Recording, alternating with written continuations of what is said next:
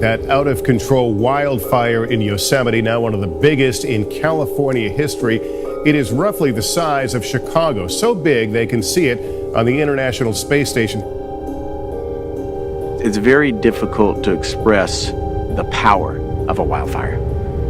As it came up over the horizon behind me here, it just was a giant wall of red. Now, this is Dante's Inferno. There's just nothing that is going to stop this. I saw this 20,000-foot column of smoke rise up like an atomic bomb. At that point, I knew this thing had gone from a bad fire to a holocaust. Arizona, New Mexico, Colorado, and California are experiencing these catastrophic fires. Our landscapes are at significant risk. We're seeing large fires in landscapes born and bred of fire now being destroyed by fire. The rim fire was a really good example of where a lot of scientists and forest managers believe wildfire is headed, which is to these really large size events, what's being termed mega fires.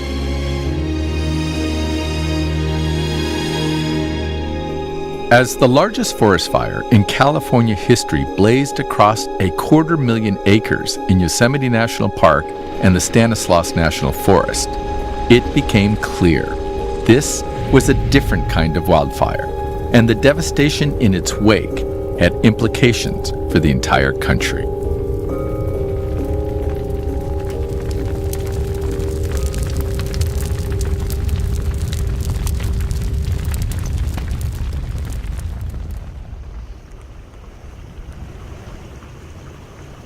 So this is an example of one of the hot burned areas that's typical of this rim fire.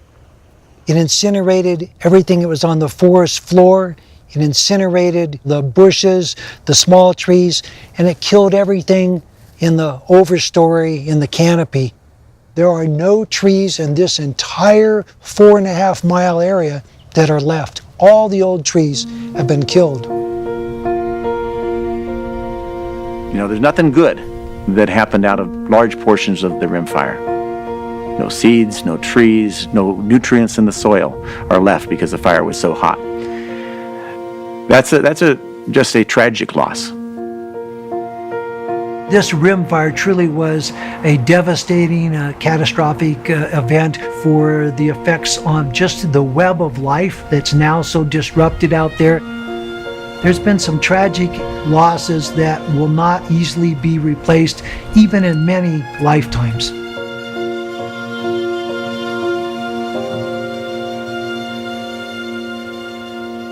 So remember, only you can prevent forest fires.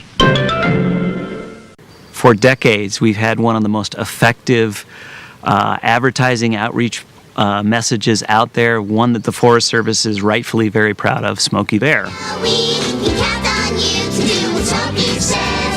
Only you can prevent forest fires. It is a very emphatic message. The problem is fire is inevitable in these forests.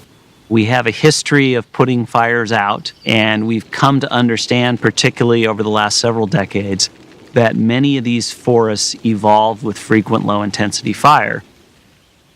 Many, many years of fire suppression prevents these smaller trees from being thinned by fire, and so consequently, when we remove fire from the landscape, this is what you see. These are the small trees that can cause tremendous amount of damage to the overstory trees that we're really trying to protect. In many areas, the rim fire burned with low to moderate intensity, restoring healthy conditions to the forest, releasing seeds for new growth, and clearing out space for wildlife and large trees. In this part of the forest, you can really see how the fire came through in a much less severe way. If you look at the base of many of these trees, it was just an underburn that came through here. You can see how it took out the little trees, which really is what we want to happen. What no one wanted to happen was the high-intensity fire that torched more than 90,000 acres.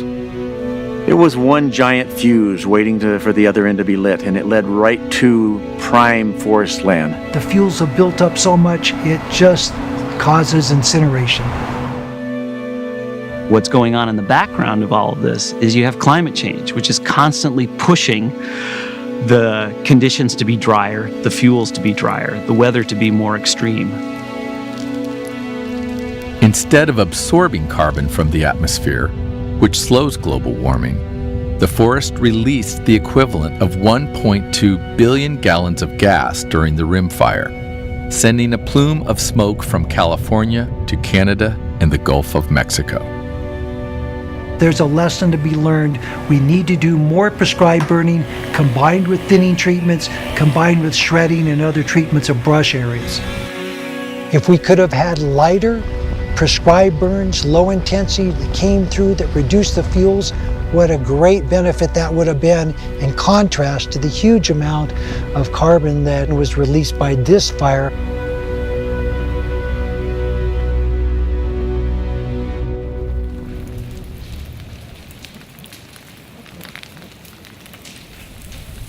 One response to the dangerous combination of climate change and fuel buildup is to use fire to restore forest health.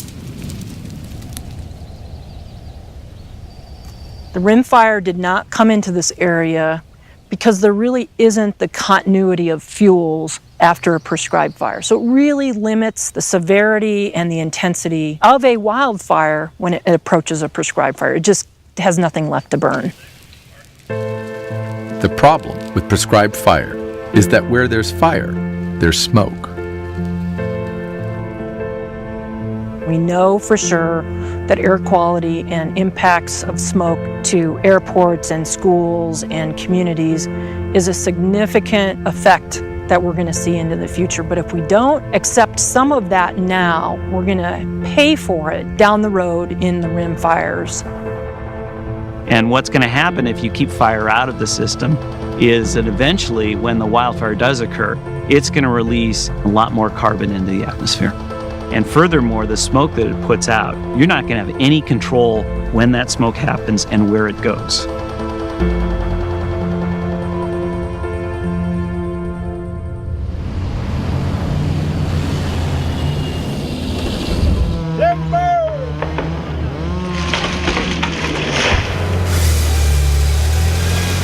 Plans to manage the burn area after the Rim Fire raised issues that often become contentious.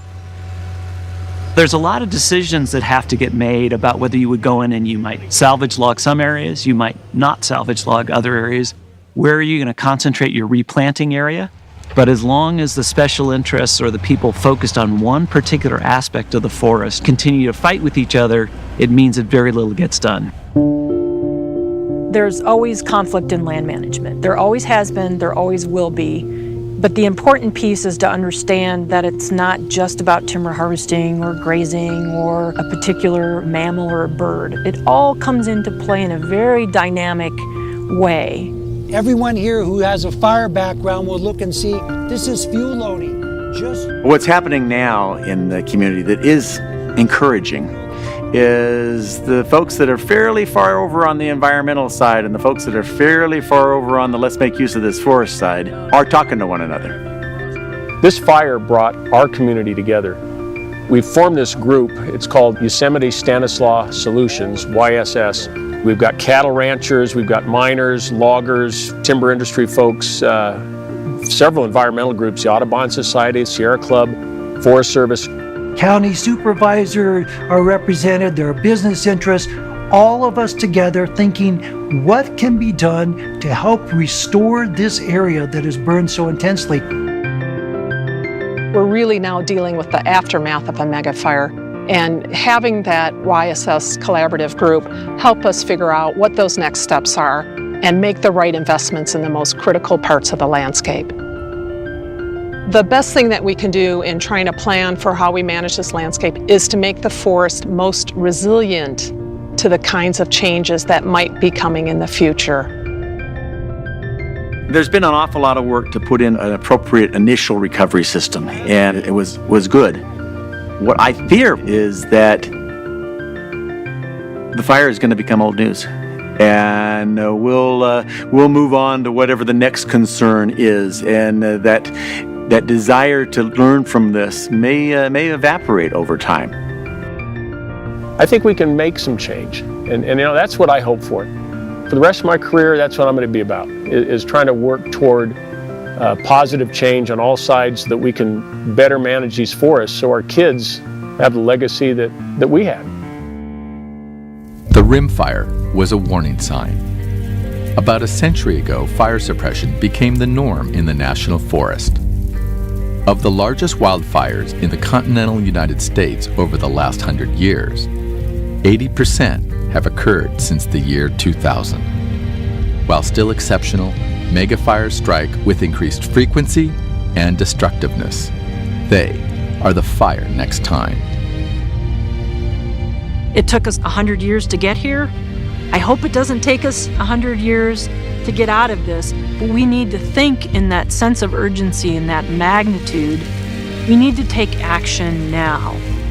The question is, do we have the wherewithal and the stick-to-itness to be able to keep at that for long enough to put in policies that really will change the way we manage the forest? And if we make that conscious decision and we become more proactive rather than reactive, we can create the forest conditions that we know are resilient, that sustain the ecosystem services, the carbon, the water, the hydropower, all the resources and the benefits that we like to get out of forests. Right now, we're at a tipping point, and we need to consciously make that decision one way or the other.